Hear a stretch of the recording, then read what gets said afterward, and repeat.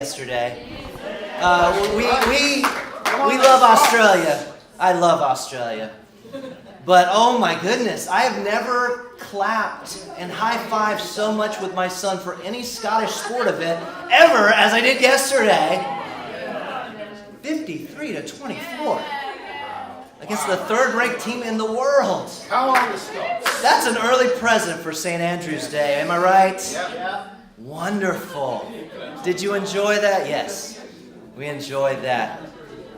Lots of high fives. Had a great time with my son watching this in amazement. I did not even know they could score that many points.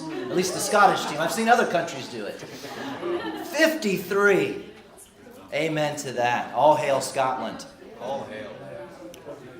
Well, we've had some gentlemen speak to you already, and clearly they are Scottish. Amen.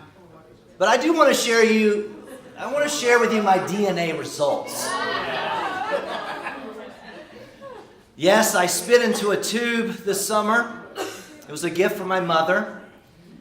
And come to find out that 33% of my heritage comes from these two islands right over here. I'm 33% Scottish-Irish. I don't sound like it. I know.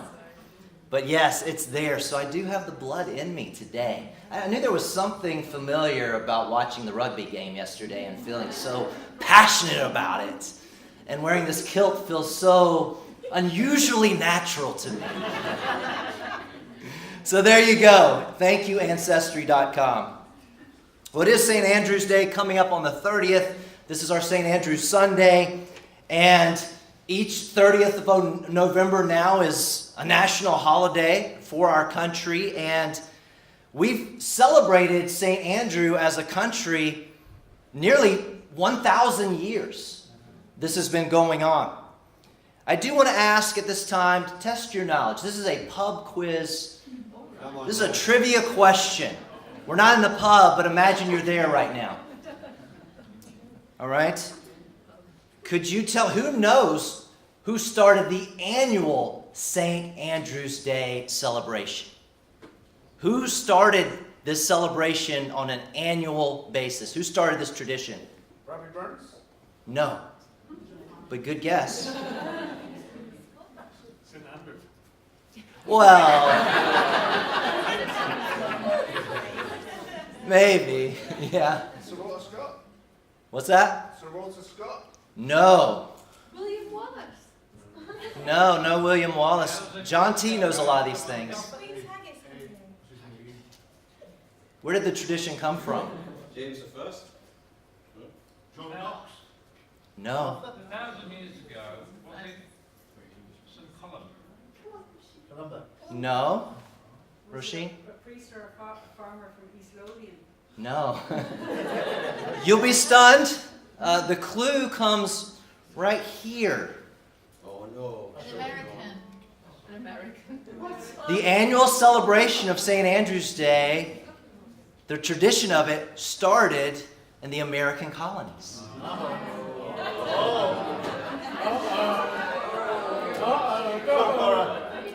It was expats that wanted to reconnect with their Scottish heritage. As you know, a lot of the great and the bad that America has is connected to Scotland.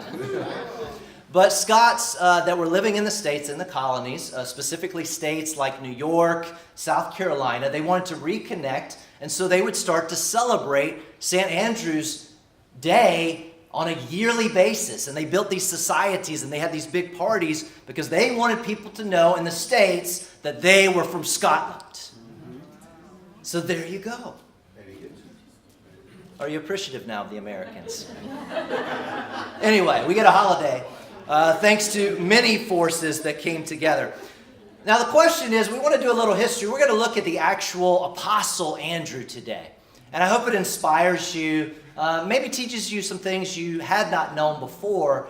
But how did Andrew become our patron saint? Well, we do know that he was one of the 12 apostles in the first century, one of the 12 original apostles of Jesus. And what happened was, after the scattering of the church, Stephen was stoned in the first century of the church. Shortly after the church started, Jerusalem was growing, the church was getting bigger. And you can see, I'll point it out to you, in this area here, that's where all the action started. Now, after the scattering of the church, because Stephen was stoned, and so they had to run, and they had to go all over the place, God used this persecution to send out missionaries. In all of God's wisdom, he turns the tables, right? According to church tradition, Andrew was the one that went into Greece and started some of the first churches there. So what we know of Andrew is he would go in this area, and that's where he would preach the gospel and build churches. And as Mike pointed out, eventually he would die there as a heroic martyr for Jesus. So that's where Andrew spent most of his time. And of course he was crucified, and as Mike taught us, that's where we get the Psalter. That's where we get our flag. So that's just an idea, so you have the geography of where Andrew was and where he went to, where he spent his time, where he died. You know, many other countries claim St. Andrew as their patron saint. Right. It's not just Scotland. Right. Obviously, Greece. All right? The Greeks claim Andrew as their saint because of the history that he has there. I guess the question we would ask then is, why Scotland? This is way over here. Why Scotland? Well, there are medieval legends that say that St. Andrew did go to Scotland in the first century, and he started churches there. That's not true. That's not true. Everything that we know, that's not true. It's actually thought that the Irish came over in the 6th century and started spreading Christianity very boldly to the Scottish nation back in those days. But I will say this, in a strange, spooky sense, Andrew did go to Scotland. That's right. All right? Andrew did go to Scotland. His fingers went there, some of his teeth, and his kneecap. His relics. All right? This was very superstitious. That's when the church got very, very weird. All right? But Andrew did eventually make the trip, so to speak, to Scotland. And historians believe the relics of Andrew went right in this area here. Of course, Goldie knows this very well. This is where he grew up. This is St. Andrews. And this is the historic church there in St. Andrews. And so the relics of Andrew were transported to this church, and then he would become, Andrew in a sense, would be the protector of Scotland. I mean, these things are very superstitious, but now a lot of fun. A lot of fun for us. And so we have the presence, so to speak, of Andrew by way of his fingers, his kneecap, and some of his teeth. So there you go.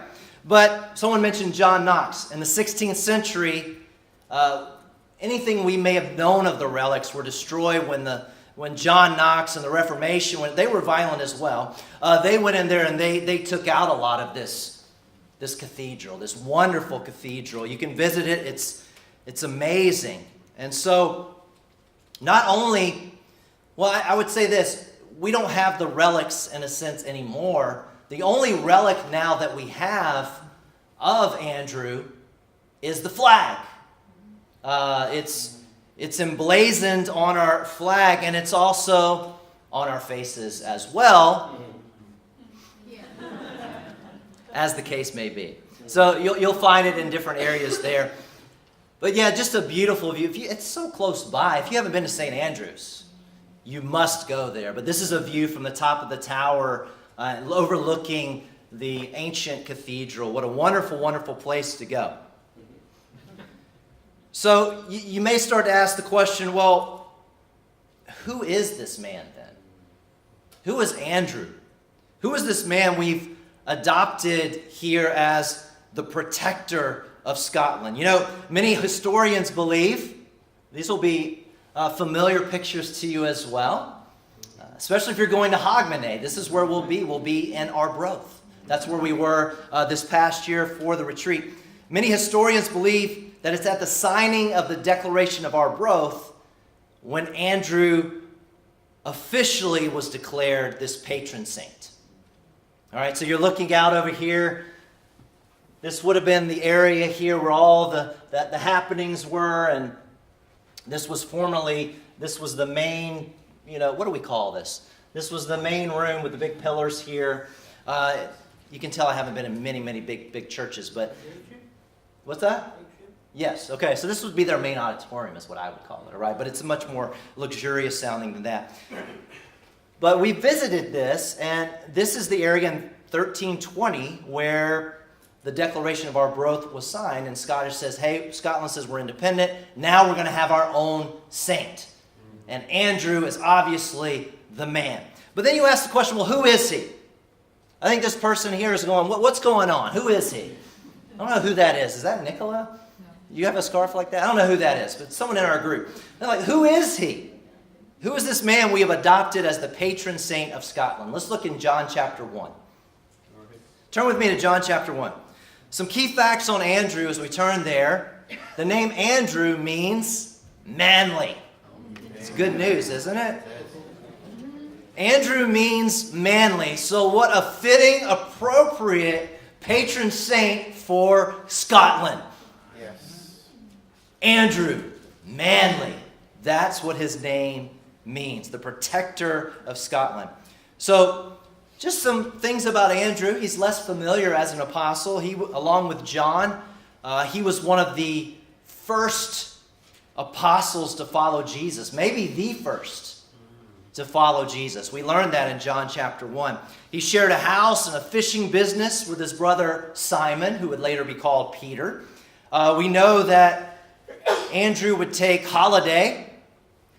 I'm using that word very loosely, but Andrew would take holiday, and before he started following Jesus, he would go out to the desert and follow John the Baptist around and learn from John the Baptist. So he was a disciple of John the Baptist. So you need to be manly, not wimpy, to follow John the Baptist. All right, this is a man out there, you're eating locusts, that's what for dinner, grasshoppers. You're wearing just leather clothing, and you're a fire-breathing preacher in the desert against the government and the corruptness of the religion back in Jerusalem. So think in terms of, he's one of the first to follow John the Baptist, then Jesus. He was there in the middle of the action, even though we don't see his name mentioned too much. So today we're going to examine 3 snapshots of Andrew from the Bible, and really they are historic moments when you look back and give perspective to them. And you'll see a common thread as we look at these 3 snapshots of Andrew, that Andrew understood his God-given role and he embraced it. You'll see that, and it's a lesson for us.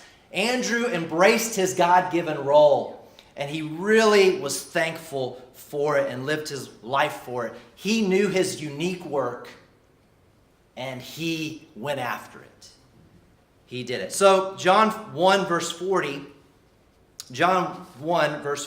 says, Andrew, Simon Peter's brother, was one of the 2 who had heard that John the Baptist had said and who had followed Jesus.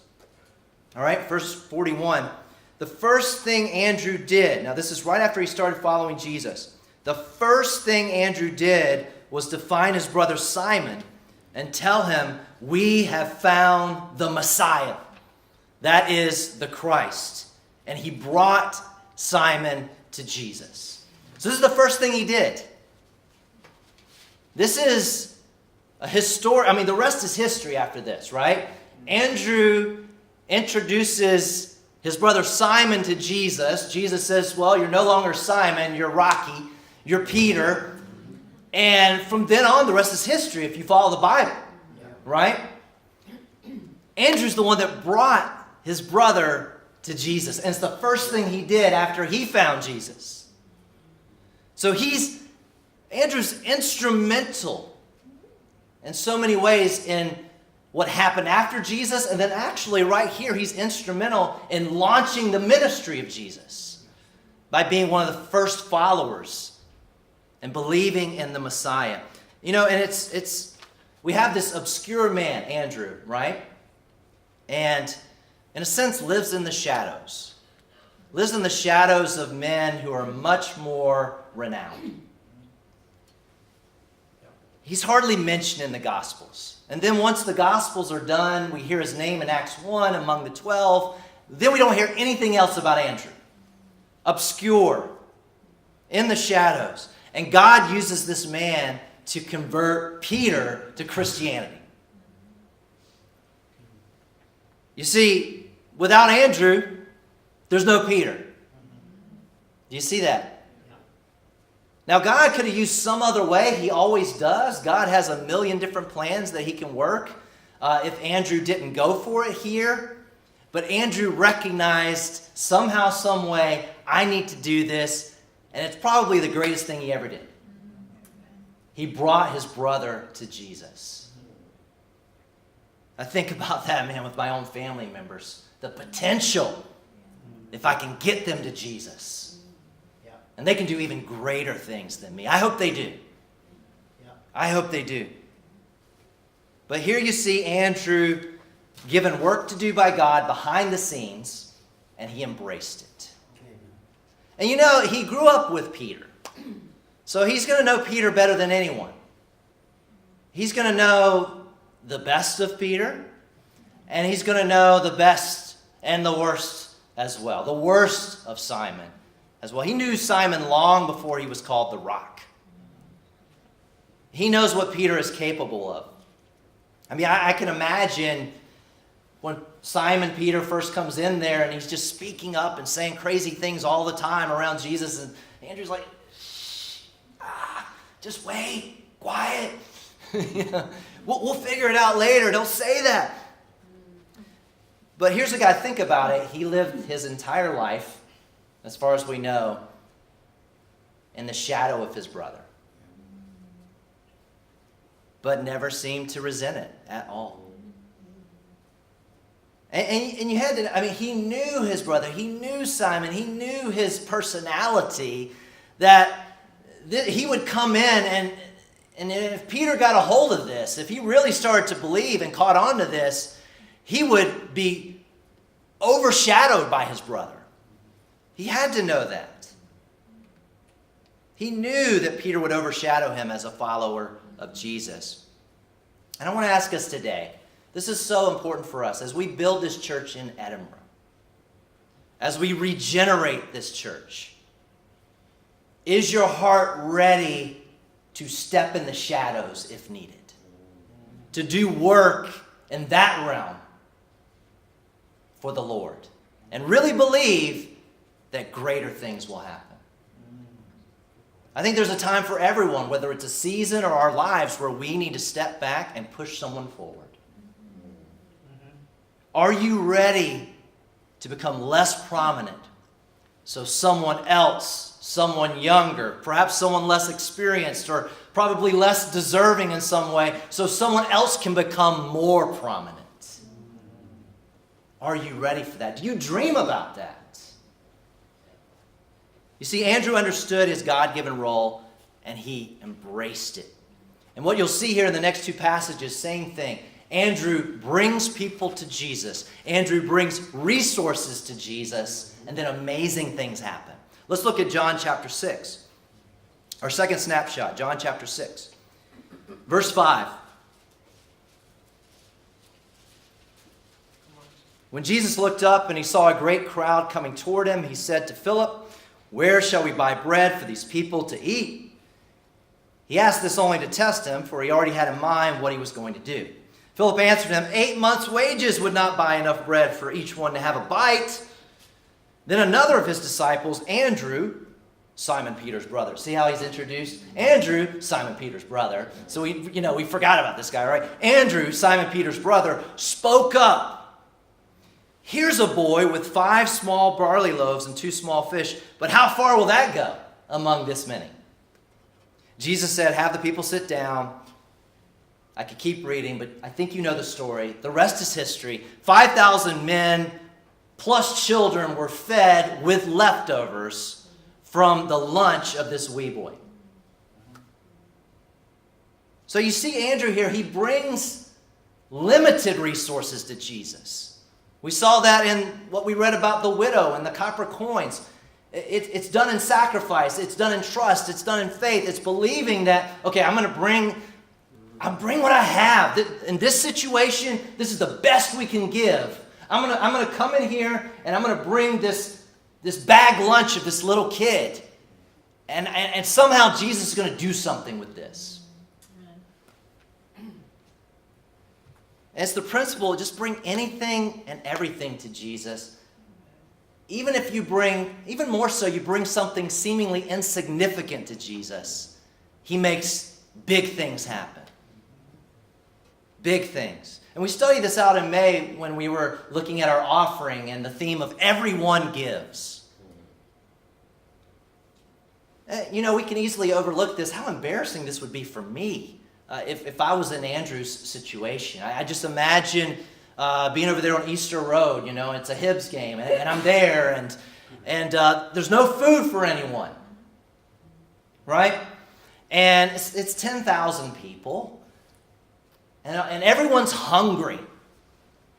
All these football fans are hungry, and they have no food, so they're hangry, all right? And then all of a sudden, I raise my hand, like, anyone have any suggestions? What can we do? And then I raise my hand and I say, hey, my son Nate brought some lunch.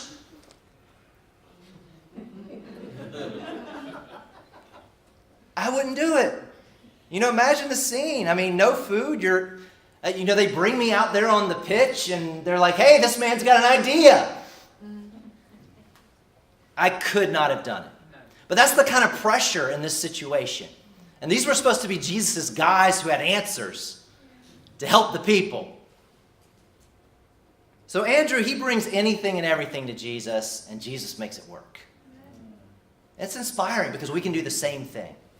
No matter who you are, no matter what resources, the amount of resources you have, talents, if you're struggling with physical disability, mental disability, life, finances, not doing as well as you thought you would, not living the dream as a Christian, you can take what you have and give it to Jesus because he has power to make things happen. You put a ball in a young boy's hands, and it's just a toy.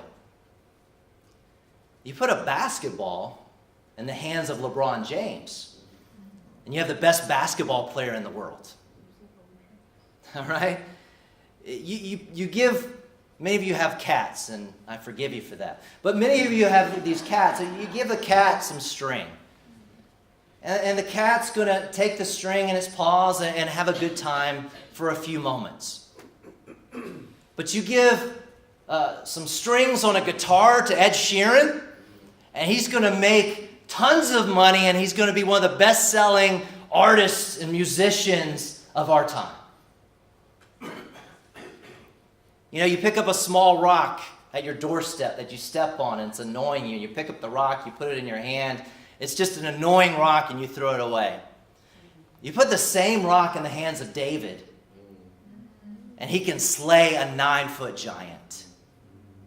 You walk around your garden, and there's a tree that comes down, and you need to deal with the tree. And so you're hauling off the tree, and in your hands at best, this tree is firewood. But you give the same tree to Jesus. You put nails in this tree in his hands. And in the hands of Jesus, you have eternal life, eternal forgiveness. That's what I'm talking about. Giving these things to Jesus. Andrew understood this principle that he knows Jesus has the power to make small things big things. And I love verse 9 because he does have his doubts.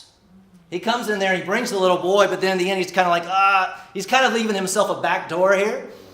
He's like, okay, here it is. He has the courage to bring the wee boy to Jesus and this small lunch. And he comes up there and he's able to do that, but then he goes, but how far will this go? I'm with Philip on this one. How far is this going to go among so many? But he understood his God-given role and he embraced it. He brings the people and resources to the Lord that he has his hands on, and he gives it to Jesus, and amazing things happen. What about you? What about you as we head into 2018? It's a time for new beginnings. Think about what you have to give to your neighborhood, to your family, to this church. Think about that and giving it to Jesus and what he can do with it, and having the faith that he will. Let's look at one final snapshot of Andrew, the patron saint of Scotland. John 12, verse 20. John 12, verse 20. Now there were some Greeks among those who went up to worship at the feast. They came to Philip, who was from Bethsaida in Galilee, with a request. Sir, they said, we would like to see Jesus. Philip went to tell Andrew. Andrew and Philip, in turn, told Jesus. So Philip has these Greeks. They're at this festival. It's a Jewish festival in Jerusalem. And Greeks are there. Now, and this is, if you understand the culture at this time, they're not really fitting in, okay? They can only go so far. It's amazing they're even there. They can only go so far out there in the temple courts as Gentiles, as Greeks. So Philip, who always seems to be paired with Andrew, Philip, he must value Andrew in some way. He brings him into this. I'm thinking he brings Andrew in. He's like, okay, maybe he has the courage. I don't know if I'm ready to bring these Greeks to Jesus, but maybe Andrew can get this done. Why? Well, I think it's because of his reputation. He keeps bringing people to Jesus. So if he's brought a wee boy to Jesus with this small lunch, if he's able to bring Simon Peter to Jesus, certainly he can bring some Greeks to Jesus. And so this is a risky move here once again. And we don't know a whole lot about this story, but as you keep reading, this leads into one of the most amazing things Jesus ever said. When he starts talking about if a kernel of wheat falls to the ground and dies, and unless it does, we're not going to have a harvest. It was prophetic for his death and resurrection. It's also prophetic for our lives and what we're willing to sacrifice to make great things happen by the power of God. So, inspiration from our patron saint. I would say as you read and you study what little we have and study out the history we have of Andrew, he is in similar character to Scotland. Outside sources and church tradition tell us he was very generous. Okay, and Ali mentioned that earlier. Okay, so he takes on it's some of the characteristics of Scotland. It's really exciting. We can actually own him in a sense, and that he's our guy. All right, next to Jesus, he can be our guy. But I think he's like Scotland in a way. He's like our church in a way. He's an underdog. He can be seen as the little brother. But he's a rough and rugged fisherman who brings people to Jesus and makes an impact that the world cannot measure on their terms. But God sees it, and God values it. He's always bringing people to Jesus. That's his unique work. He understood the value of bringing people and resources to Jesus. And I do think, for the men in here, I'll say first, Andrew can be a real inspiration to us. Because I believe if you've repented and been baptized into Jesus, you're a leader in this world. You're a leader. I think we've defined it in too much of a narrow way that you have to have a microphone in front of your face to be some type of leader in a public setting. And that's far, far, far from what the Bible teaches. All Christians are leaders, and I think as men we need to rise up to this. We can't let society or church culture of the past define what a leader is. And I think Andrew's an inspiration to us. He's a dynamic leader. Perhaps we wouldn't recognize it in our society or in our church culture, but he has the things that God highly values. Some of us, and I speak to the women as well, some of us may never preach to multitudes of people in a public way. That may never happen. Some of us may never get a moment in the spotlight. We may get it for a second, then it's gone. You know, some of us may become small group leaders or family group, but maybe some of us never will.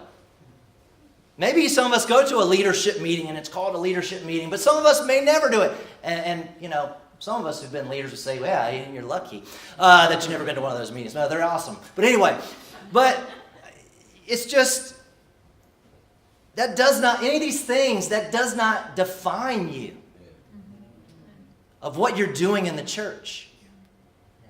You have responsibility in this church. God's given you unique gifts like Andrew to make a difference. I mean, do any of you view Andrew as any less of a Christian? Because, I mean, we look at him and we go, whoa, Andrew. He was an apostle. But on the other hand, he's barely mentioned. We only have snippets. And we know that he was in the shadows of Peter and John and later Paul and Silas, these men that we hear so much about. Just because he's not up front does not mean he's any less of a man or any less of a leader. Hear this, brothers. Answer the challenge. Rise to the challenge. Be an Andrew. Let him inspire you. And I say the same thing to the women as well. We desire to empower women in this church. We need you. Thank you. We want to do it within what the Bible teaches. But you're invaluable. Your insight is invaluable, and we want you in a harmonious way to be leaders as well in this church. It's not just for the men. Be inspired, women, by the life of Andrew. I mean, I call it the Andrew principle of leadership. You know, I appeal you to be the ones who see what Jesus can do rather than what you think you lack. You may not preach to the multitudes. For the women in here, you may not ever do that. Certainly in a mixed audience like this. You may never do that. But you can bring a man to Jesus who can. Are you with me? Yeah. See the impact that you can have. Yeah. And maybe you've already done that. Keep doing that. You are the insightful ones. You're watching, you're listening. You really know what's going on. We need you.